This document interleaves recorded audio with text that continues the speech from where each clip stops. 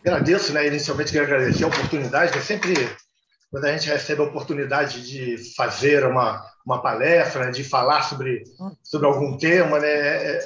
Eu fico muito feliz, porque me obriga a estudar, me obriga a estar buscando, né, o conhecimento, né? E o tema de hoje, né, é um tema bem interessante, porque nós vamos falar da Páscoa. Infelizmente, a gente sabe que a Páscoa deixou de ser um evento com uma visão espiritualizada, né? uma visão religiosa, para virar um comércio. Hoje fala-se apenas dos ovos de Páscoa, do coelhinho, e esquecemos um pouco do recado que é a Páscoa, né? Nós temos a Páscoa como evento, que é um evento muito importante, que surgiu lá atrás, né? A gente sabe disso. Deixa eu começar a botar aqui, eu acho que é aqui que eu coloco.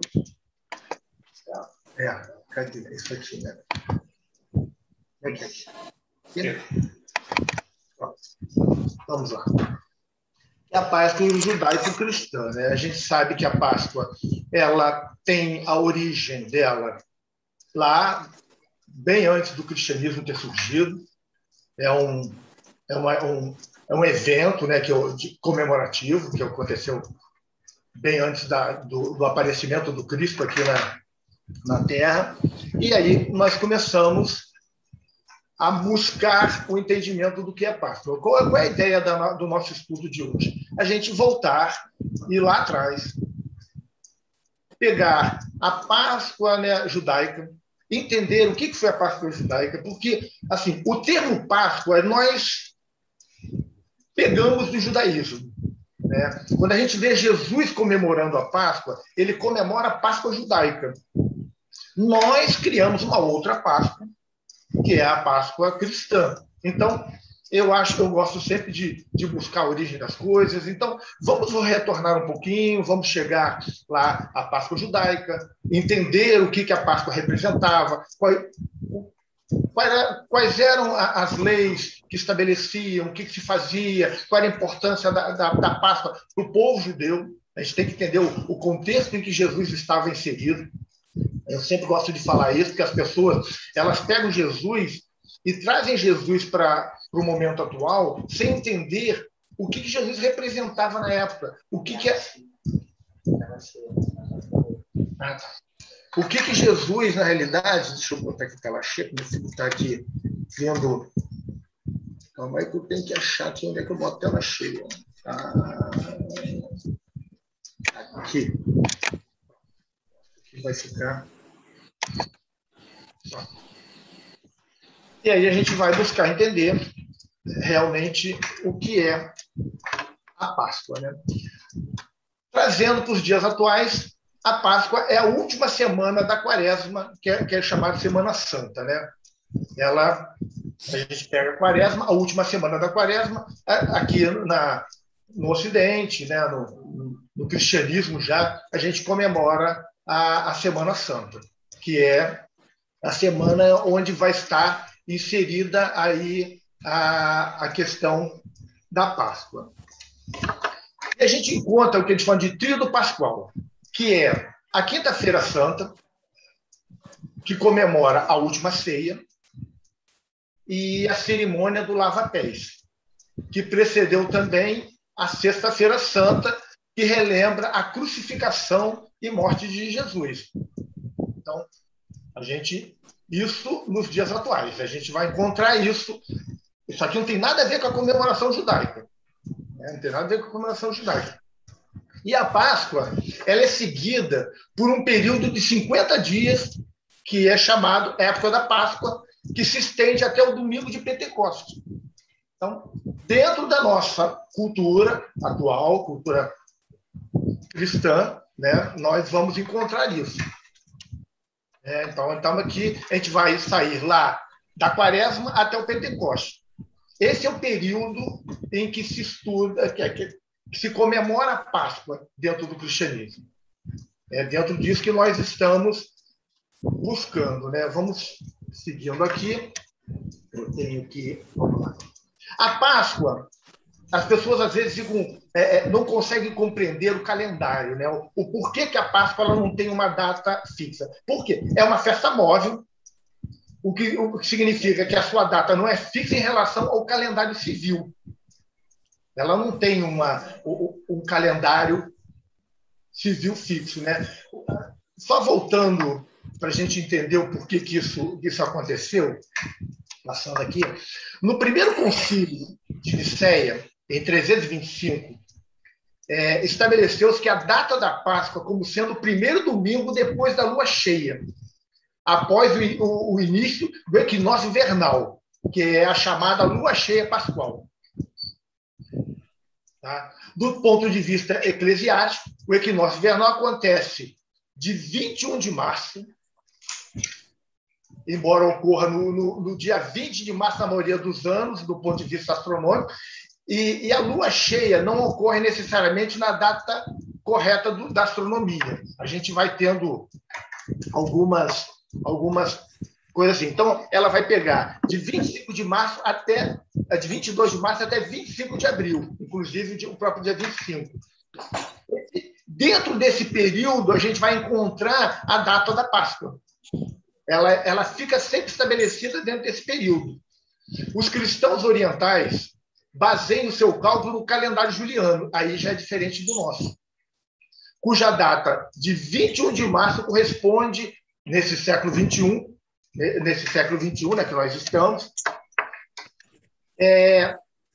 ao dia 3 de abril do calendário gregoriano, utilizado no Ocidente. Então, a gente vê que a data da Páscoa assim, para quem não estuda, é uma grande confusão. A gente tem a data da Páscoa judaica, temos a data da Páscoa cristã do Ocidente e a data cristã do Oriente. Então, são 3 períodos onde se comemora a Páscoa. A Páscoa no Oriente ela vai de 4 de abril a 8 de maio. A nossa de 22 de março até 25 de abril. Então, a gente vê que é uma coisa. E a data judaica ela é baseada aí no calendário deles, que já foge totalmente.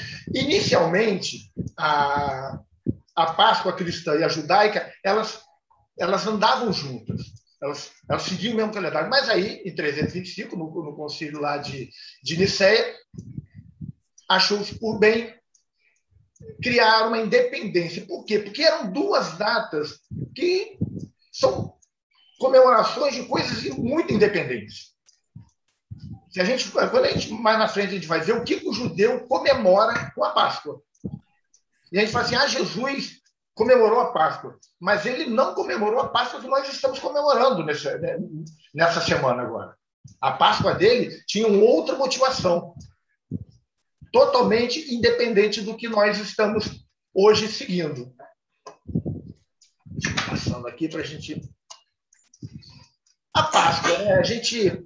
Voltando lá aos termos que normalmente dão a tradução para o termo Páscoa hoje, né? No hebraico é Pesach, e no grego Páscoa. Foi instituída na noite que procedeu o êxodo do Egito. Quando o povo judeu conseguiu se libertar do Egito, se estabeleceu a Páscoa. A primeira Páscoa, gente, foi celebrada por volta da época da lua cheia, no dia 14 do mês de Abib, mais tarde chamado mês de Nissan, no ano de 1513 a.C. A gente vê como a Páscoa ela vem muito antes da nossa era. 1513 anos antes do Cristo foi estabelecido a Páscoa, que é a Páscoa judaica, em comemoração ao êxodo do Egito. A fuga do cordeiro. Oi? Vamos lá. Dali em diante, deveria ser celebrada anualmente. Foi estabelecido isso, está em Êxodo, no capítulo 12, versículo de 17 a 20, e dos versículos 24 a 27. Existe uma determinação que está em Êxodo, que é no Velho Testamento, que todos os anos, nesse período, tem que se comemorar a saída, o êxodo, né, do Egito, a libertação do povo judaico da escravidão do Egito. Então, a Páscoa judaica ela tem esse objetivo. A Bib, né, ou Nissan, cai nos meses de março e abril do calendário gregoriano. Cai nesse período. A Páscoa, gente, era seguida de 7 dias de festividade dos pães não fermentados, né, que era do dia 15 a 21 de Nissan. Isso tudo dentro do calendário judaico. A Páscoa comemora, então, a libertação dos israelitas do Egito e serem os seus primogênitos, que é uma outra coisa que a gente vai falar aqui, passados por alto quando Deus, na visão deles, destruiu os primogênitos do Egito. Que a gente vai chegar mais daqui a pouquinho às 10 pragas do Egito. Segundo a visão judaica, para que ocorresse a libertação, foram estabelecidas algumas pragas.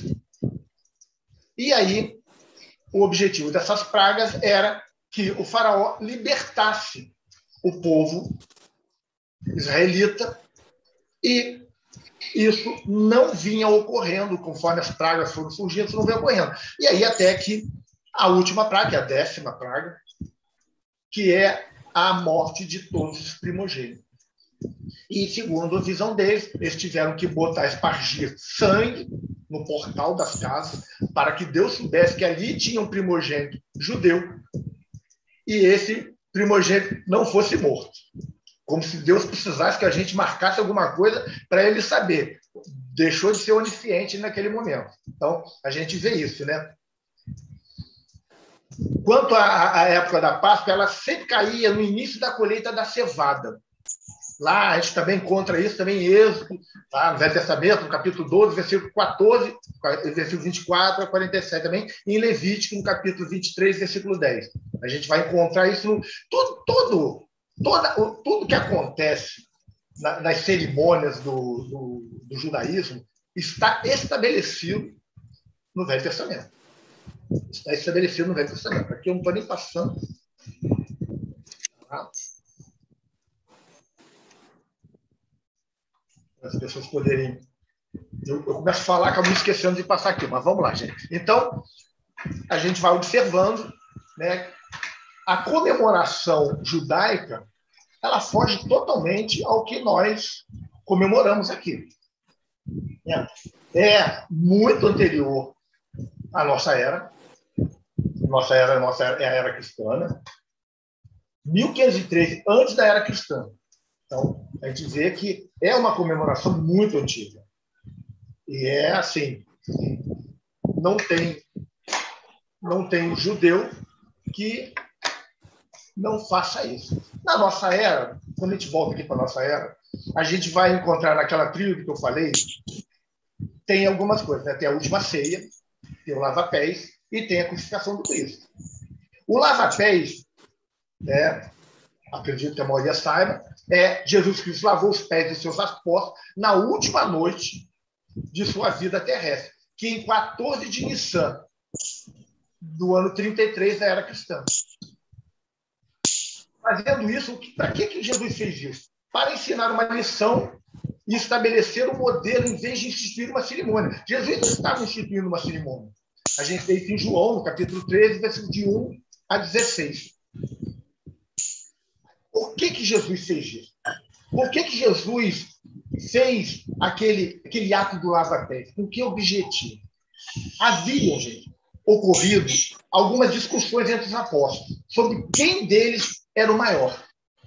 A gente, estudando o Evangelho, a gente observa isso, que os apóstolos eles estavam ali na expectativa do estabelecimento do reino dos céus, e aí começaram entre eles querer saber qual deles seria o maior. Mesmo mais tarde, naquela noite, depois de Jesus ter lavado os pés, eles ainda tiveram outra discussão acalorada sobre quem seria o maior. A gente já vê isso em Lucas, no capítulo 22, versículos 24 a 27. A gente observa que os apóstolos eles ainda não estavam maduros para o entendimento da boa nova que Jesus estava trazendo. E aí Jesus, com toda a sua sabedoria, toda a sua didática, tira, né, a túnica que ele estava usando, cinge a cintura com uma toalha, a maneira dos escravos da época, dos serviçais, para mostrar aos discípulos o que representava ser o maior. Né? Naquela noite, os apóstolos estavam meramente ocupando um aposento, que não era... E não eram convidados de alguém. Assim, quando você ia para a casa de alguém, isso é tradição judaica, o que acontecia? A pessoa que estava dando a recepção, que estava recebendo as pessoas, ela colocava alguém para lavar os pés de quem chegava na rua. E ali como eles arrumaram um local, um aposento, para fazer a última ceia, que era a ceia pascual, né, que era tradição judaica, não tinha ninguém para fazer isso. Não tinha nenhum serviçal, nenhum servo ali. Como não tinha ninguém, o que, se tivesse, seria feito por esse alguém, o que Jesus fez? Como nenhum dos apóstolos tomou a iniciativa de realizar essa tarefa, servir em favor dos outros, que seria uma demonstração ali de humildade, de companheirismo, de chegar ali e fazer isso, Jesus achou que aquela ocasião era apropriada, né? E foi durante a refeição, levantou-se, pôs de lado as suas vestes exteriores, cingiu com uma toalha, pôs água na bacia e lavou os pés dele. Jesus, o que ele quis demonstrar com isso? Quanto mais elevado é o espírito, mais humilde ele é. Eles estavam brigando ali por vaidade. Quem seria o maior? Quem teria mais destaque? A gente lembra daquela passagem que a mãe de João e Tiago vão pedir a Jesus para colocar um do seu lado direito ou do seu lado esquerdo. Existia entre os apóstolos uma disputa. Porque sabiam que um novo reino seria estabelecido e eles ainda não tinham entendido que esse reino não seria estabelecido na terra, nas normas da terra. Era um reino dos céus. Era um reino espiritual. E aí, todos já pensavam em tirar algum proveito disso. De ser o maior, de conseguir, de alguma forma, ter um destaque em relação aos outros. E aí, nós estamos na última ceia. Né? Também chamada Ceia do Senhor. Porque aqui, na tradição cristã, é a refeição que Cristo tomou com seus apóstolos da noite antes da sua morte, da sua crucificação. E aí, por ter sido a última ceia noturna que Jesus tomou com seus seguidores, seus fiéis, seus apóstolos, é tradicionalmente chamada de última ceia. Por causa disso, porque essa refeição é uma refeição judaica. Essa refeição é a refeição judaica. Mas o cristianismo, se apoderando do fato, criou a ceia do Senhor. Então, que é essa última ceia. É a única, assim, foram fatos que são paralelos ao judaísmo, porque no judaísmo também temos essa ceia, que é a ceia pascual, onde eles vão lá matar o cordeiro, né, para comemorar o êxodo do Egito, e tem outras ideias embutidas nisso tudo. Então, a gente observa que, para nós, cristãos, é a ceia do Senhor, é a última ceia dele antes da crucificação. Para o judeu, é uma coisa comum, né? E aí, na Páscoa, nós vamos encontrar na Páscoa judaica, aquela Páscoa que Jesus estava comemorando, ela tem um tríplice aspecto. Vamos lá. O primeiro dele, o livramento dos israelitas da escravidão egípcia. Foi aquele momento do êxodo. Então, eles estão comemorando a saída do Egito. A gente vê toda aquela história de Moisés liderando os judeus, a travessia do Mar Vermelho, né? A gente vê todos eles em busca da Terra Santa, né? daquela área escolhida. Então, o primeiro aspecto da Páscoa judaica é o livramento dos israelitas da escravidão egípcia. E a gente pensa assim, era importante se comemorar isso para eles? Sim. Porque se nós analisarmos de uma maneira um pouco mais fria, a gente vai dizer, sem que os israelitas se livrassem da escravidão egípcia, talvez toda aquela cultura religiosa do judaísmo fosse se perder com o tempo. Porque a influência dos egípcios cada vez mais ia mudando as tradições e a gente sabe que, com o passar do tempo, a cultura egípcia ia ser sucumbida. Isso era um fato. Então, a gente observa a necessidade de uma libertação. E a gente vê aí, claro, a mão de Deus, né? A mão dos benfeitores da vida maior, fazendo com que esse livramento acontecesse. Vamos lá. Oferecimento espiritual dos primogênitos. Sangue do cordeiro espargido no umbral das portas, né? A ideia lá da 10ª, né, praga do Egito é que passaria o anjo do Senhor, o anjo da morte, e que todos os primogênitos seriam mortos. Aí, excetuou-se nessa época a morte dos primogênitos dos israelitas, né, dos judeus.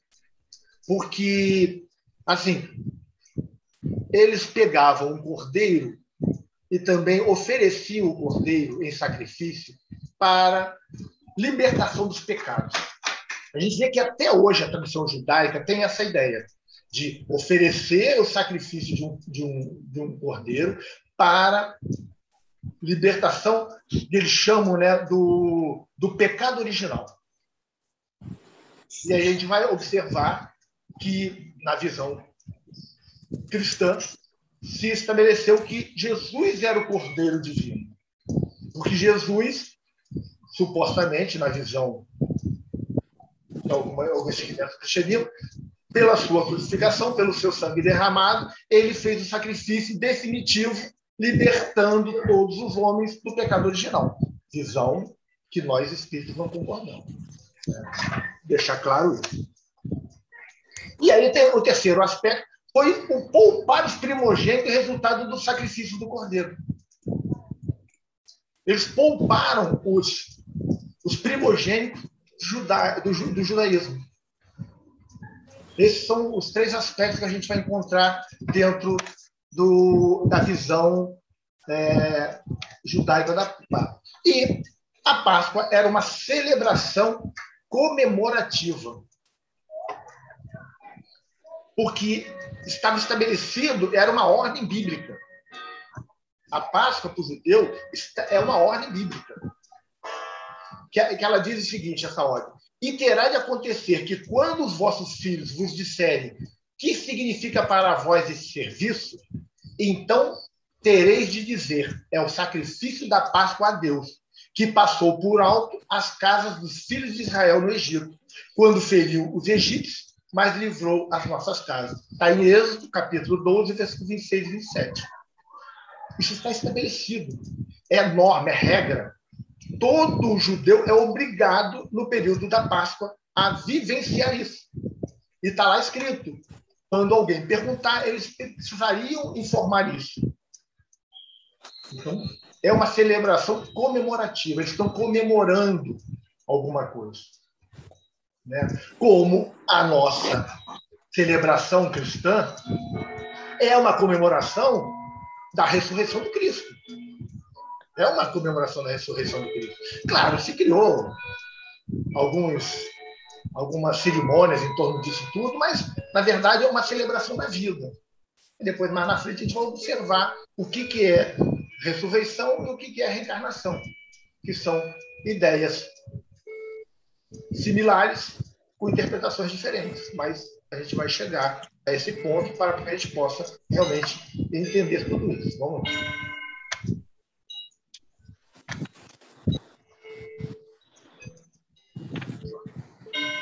A celebração da Páscoa no ermo. Logo aqui. A palavra Shimon indica um lugar naturalmente desolado ou deserto. Quando ele está falando na celebração da Páscoa no ermo, é a celebração da Páscoa no deserto. Porque só tem uma celebração anotada no Velho Testamento da celebração da Páscoa no ermo.